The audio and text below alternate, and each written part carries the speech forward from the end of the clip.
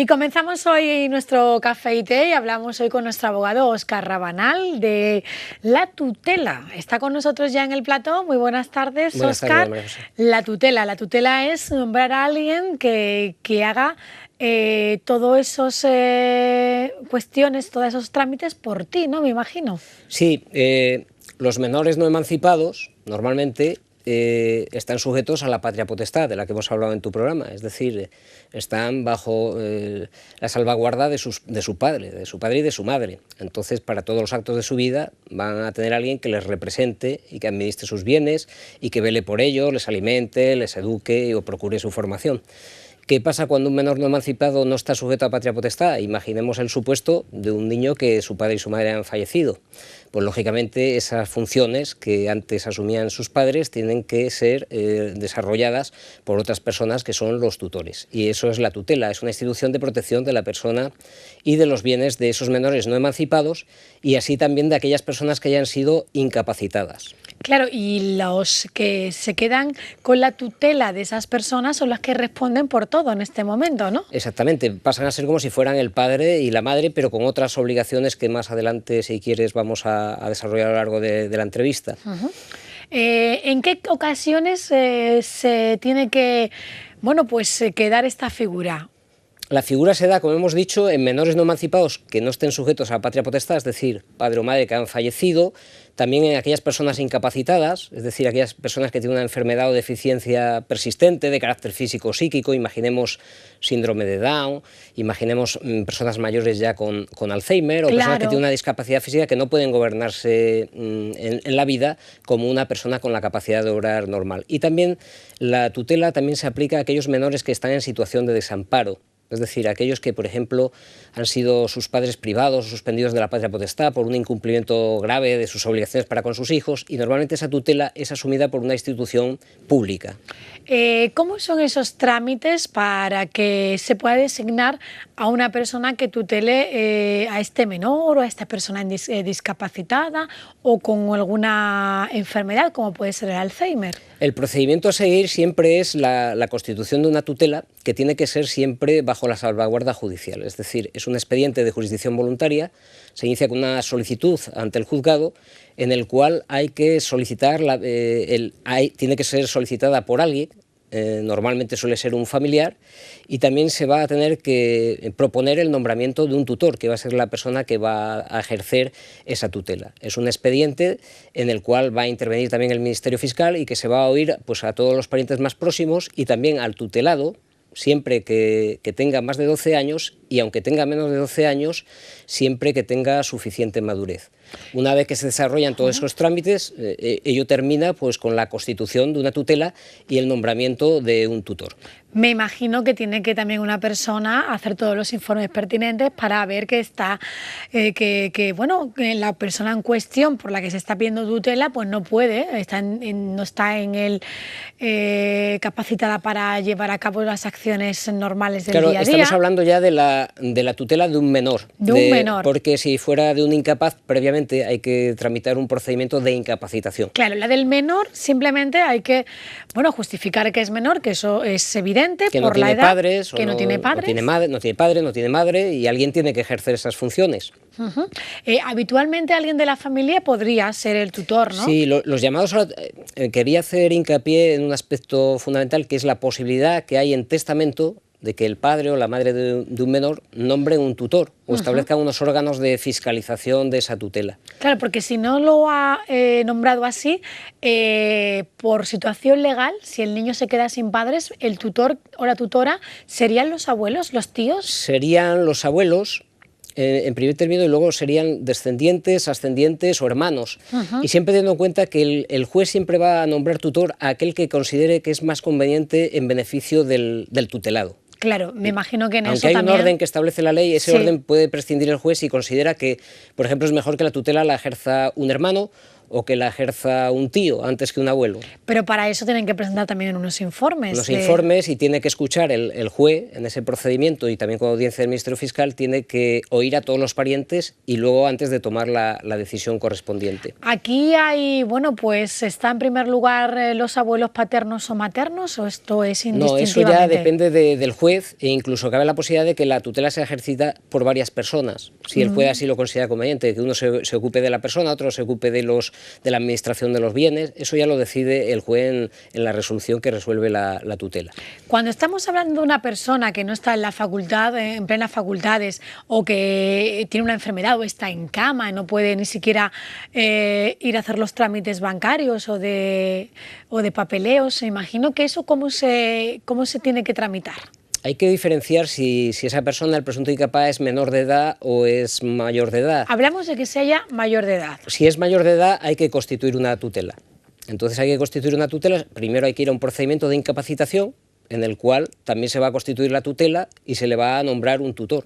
Y ese tutor va a ser la persona que va a realizar todos los actos en su nombre. Claro, pero ese proceso de incapacidad, me imagino que tiene que ir con un informe médico. Sí, tiene que ir con unos informes médicos, tiene que ser reconocido también por el médico forense del juzgado. El juez también tiene que explorar a ese presunto incapaz y después oír a los parientes más próximos. Y después de todo eso es cuando va a dictar la resolución de incapacitación y, en todo caso, el nombramiento de un tutor. Esto no tiene nada que ver con un poder judicial. No, no tiene nada que ver, ¿no? Porque podemos tener una persona en casa que está incapacitada y que no es un poder a alguien de su familia para que pueda realizar todas las cuestiones bancarias, todo el tema de papeles. Sí, eso sería un poder notarial, ¿no? Notarial, ¿no? Que me he confundido, he dicho judicial, sí. ¿No? Un poder notarial. Nada que ver. Lo otro sería ocuparse de todas las cuestiones. De todo. Y representarle y administrarle, y también responder de los posibles daños y perjuicios que pueda ocasionar al patrimonio. Eso es lo que te quería preguntar, porque sí. En esto también tenemos nuestra parte de derechos y obligaciones. Es decir, cuando a una persona se le nombra tutor, tiene que aceptar el cargo, tomar posesión del cargo. ¿Y si no quiere? Y si no quiere, pues hay un procedimiento que se llama de excusa. Es decir, yo me excuso, me han designado tutor de un hermano y yo me excuso porque es suficientemente gravoso para mí por las razones que sea, por mis relaciones personales, familiares, por mi trabajo, y me es imposible. Entonces, pero hay que excusarse, es un nuevo procedimiento delante del juez en el cual yo tengo que exponer las razones por las que no quiero aceptar el cargo de tutor. Claro, porque igual no me siento capacitado para llevar la tutela de mi hermano, ¿no? Porque aunque sea yo mayor de edad, para mí hay mucha responsabilidad. Prefiero a lo mejor que esté detrás un familiar más capacitado. Claro. Y porque es un deber, se asumen una serie de obligaciones. En primer lugar, cuando una persona toma posesión del cargo de tutor, tiene que prestar una fianza como de garantía para responder de daños y perjuicios. Tiene que realizar un inventario de los bienes que tiene el tutelado para que cuando acabe la tutela él tenga que rendir cuentas de todo eso. Claro, entonces no todo el mundo puede hacer cargo de todas estas obligaciones, ¿no? Ahora sí, también es importante que el tutor puede tener derecho a una retribución. Si existe un patrimonio importante, imaginemos una persona, un incapaz, pero que tiene un patrimonio importante, bien sea porque tiene muchas viviendas que se están alquilando y tal, y entonces el tutor sí tiene derecho a un porcentaje del rendimiento líquido que obtenga el tutelado, es decir, tendría derecho, como si dijéramos, a un salario, a una retribución. Claro, porque imaginemos que el tutor es alguien externo a la familia. A la hora de que esa persona que está tutelándolo fallezca o, bueno, ocurra algo, también tiene derecho a estar dentro de su testamento. Como tutor. El tutelado sí puede, cuando ya sea mayor de edad o lo que sea, puede, claro, nombrar en la parte que le corresponda al que ha sido su tutor, puede designarle heredero. Pero si no lo ha designado. Si no ha designado, no, claro. Nada. Vamos, puede tenerlo si es familiar, por alguna razón hereditaria, si es descendiente, ascendiente. Ahora, si no, no tiene por qué, claro. Cuando hablamos de menores que, bueno, pues en este caso sería o la Junta de Andalucía o cualquier organismo público se hace cargo de la tutela de este menor, cuando es mayor de edad ya ¿pasa a otra persona la tutela o ya el menor? No, cuando la tutela se acaba cuando la persona alcanza la mayoría de edad. Alcanza la mayoría de edad. En ese caso serían menores en situación de desamparo y lo asume la Junta de Andalucía, la tutela. En este caso, ¿no? La tutela siempre se acaba cuando se llega a la mayoría de edad o si es un incapaz cuando recupera la capacidad o cuando éste fallece. Y durante el tiempo que la Junta de Andalucía tiene la tutela de un menor, me imagino que ese menor está amparado bajo esta Junta, ¿no? Está amparado, él va a ser el que le va a representar y administrar los bienes de ese menor. ¿Se dan mucho los casos de tutela? ¿Más de lo que nos pensamos? Se dan más de lo que pensamos, tanto en personas incapacitadas, como hemos dicho, gente mayor con Alzheimer, también menores que se quedan huérfanos de padre y de madre, y menores también en situación de desamparo, que también no es que sea la gran mayoría de los menores, pero hay bastantes casos. Hay bastantes casos, sí. Por lo tanto, los trámites, acudir a un abogado... Menores que tienen padres que a lo mejor están en situación de drogodependencia, de alcoholismo... Y claro, malos tratos, en fin, sí se da situación de desamparo. Y los trámites sería primero acudir a un abogado que sepa cómo realizar todas esas cuestiones. En principio es un expediente de jurisdicción voluntaria, la solicitud de tutela, que no necesitaría la intervención preceptiva de abogado y procurador, pero como siempre hemos dicho, es conveniente, cuando nos metemos en un mundo que no conocemos, es conveniente ir asistido de profesionales que dominen ese campo. Mejor. Sí, siempre un profesional mejor. Va a tener todas las claves, va a saber cómo guiar a la persona mucho mejor y va a ser mucho más ágil en todos los trámites, ¿no? Me imagino. Mucho más ágil y va a ir acompañado y va a ir perfectamente asesorado de un profesional. Pues Óscar, yo creo que nos queda claro el tema de la tutela, que no solamente para menores, también para mayores, pero que están con esas circunstancias que hemos dicho, ¿no? Y que la tutela no son solamente derechos, también son obligaciones. Son obligaciones. Y es un deber, hay que tenerlo en cuenta, ¿no? Óscar, gracias por acompañarnos, como siempre un placer. Nos vemos en un par de semanas. ¿Te queda algo en el tintero? Bueno, sí me gustaría hacer hincapié en un tema que aunque ahora nosotros somos personas que estamos en plena capacidad de obrar, sí puede que en un futuro, con el tiempo, por cualquier tipo de enfermedad que padezcamos, cualquier tipo de enfermedad degenerativa o bien por el transcurso del tiempo, con la edad, imaginemos que llegamos a una situación de Alzheimer o de una demencia senil, sí tenemos la posibilidad de acudir a notaría y otorgar un documento en el cual designemos la persona que nos gustaría que fuera nuestro tutor en esos casos. Claro, porque por ejemplo yo que tengo un hijo, ¿no? Se supone que mi tutor, cuando mi hijo sea mayor de edad, podría ser él o podrían designar a otra persona.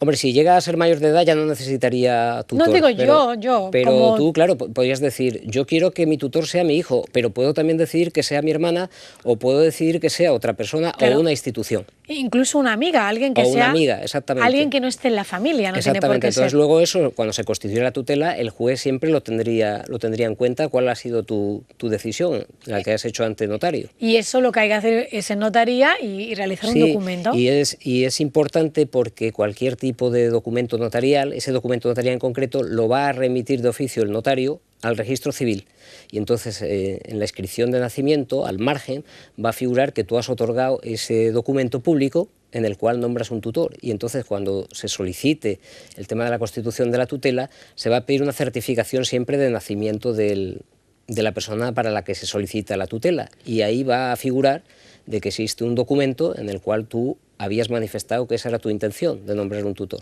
Oye, importante este punto, porque en casa seguro que hay mucha gente viéndonos y que tiene a alguien en una situación que, yo no sé, pues puede ser que necesite que alguien tutele todas sus cosas, sus bienes. Y cada vez va a ser más frecuente, porque a medida que se está viviendo más, también existen más enfermedades degenerativas, existen más enfermedades de personas que pierden un poco ya el conocimiento un poquito cuando llegan a una edad avanzada y por eso es muy conveniente preparar el futuro.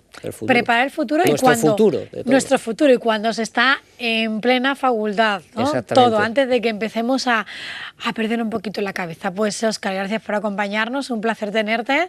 En un par de semanas de nuevo estás por aquí por nuestro plato de café y té y vamos a ir a una noticia que preparamos desde redacción y enseguida otros temas.